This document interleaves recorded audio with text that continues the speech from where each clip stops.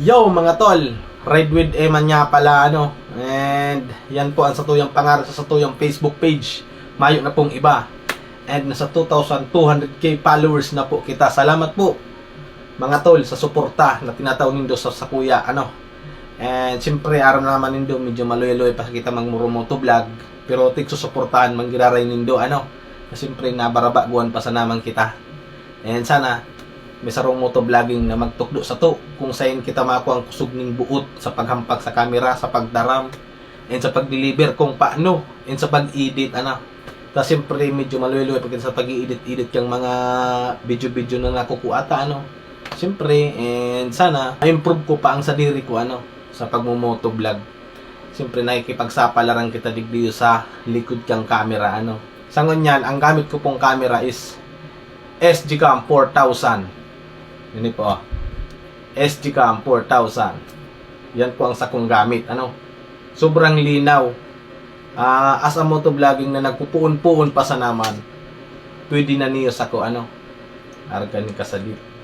Sadit lang siya. Medyo bakong kamahalan pero sulit man ang video or tigre-record ka ni SG Cam 4000. Sheesh! Linaw po ang camera ng tigkuka kani SG Cam 4000. Naka wifi naman siya, wifi ready na Ayan ang specs kani. Ang specs kani naka 1080 60 fps naman siya And ayan ang video resolution niya. Maluya kita sa pag-describe ng camera Yan ang problema nga sa kuya Medyo maluya pa man kita. Kaya okay lang yan. Asa na nagkupuon-puon na sa motovlogging, padagos lang. Dahil mahaloy, may improve naman ang sadiri to sa pagdi-describe ka mga product Pero sa totoson inipigsingit ko lang.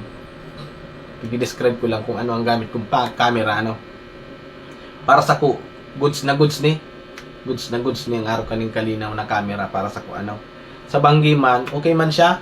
Medyo malinaw man ang pagkukuha niya ng camera bali tig-modified ta na ni bigla kanta ng mic ang satuyang SG Cam 4000 bali ini SG Cam 4000 is mayo pa siyang external mic kaya linibuhan ta ning jack modified ta. Tapos nagbakal kita ng case na araw kani. Pwedeng plastic man lang siya.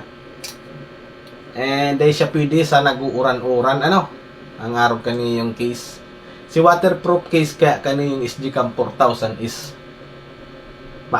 nawawara. Dahil ko aram siguro kinarawatan kang mga pamangkin ko balik ta. Bali arog ka ng setup kayo sheesh. Gayon baga Tapos uyan man tiglabutan ko na sana ang case kaniyo para mailagta si Jack ang camera. Tapos sa helmet man nagamit ta. Ini. Sheesh. Sek. Tapos nakasek kita Sek ang gamit ang helmet. Dual visor.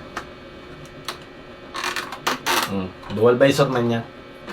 Para pag mainit may protection ng matata tapos pag sa cheeks puta ta sa cheeks open ta lang bali ini nabakal ko ni yung helmet sa Sek Moto Supply naga duwang helmet ini couple helmet si binakal mi duman sa inda. Bali 1 year naman ini sa mo malaling medyo magayon pa and sa pag-aalaga lang talaga kang helmet kung paano kita Tapos ang gamit ko man pala sa strap ini mas pusog ka ini para sa mas pusog ini arog-arog mo gani dahil mahuhulog Tapos sa mic binakalta tanggalon ta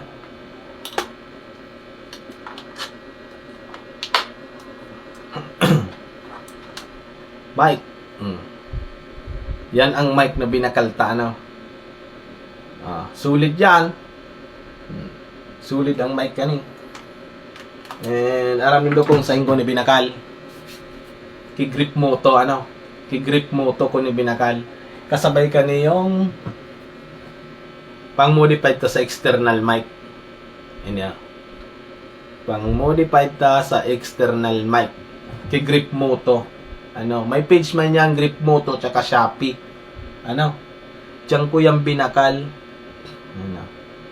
Tapos, kung si Isay man ang nagsabi sa kuya kanina, Grip Moto ako magbakal, si Kurbada.ph. Yan. Yan ang nag-influensya sa kuya na magbakal kay Grip Moto. Ang saya ang mic is quality. Quality man ang God. And tamang proper lang sa pagsisit up sa helmet ang kaipuan, ano. Tapos bali pala nagbakal man kita ning GRX, ano, GRX saro man sa pinakamatibay na lagan ning camera sa helmet, ano. Ayan, oh. GRX. GRX. Madukuto niya niyo. Sheesh. Bali, tinanggal ko muna sa helmet ko, no? GRX.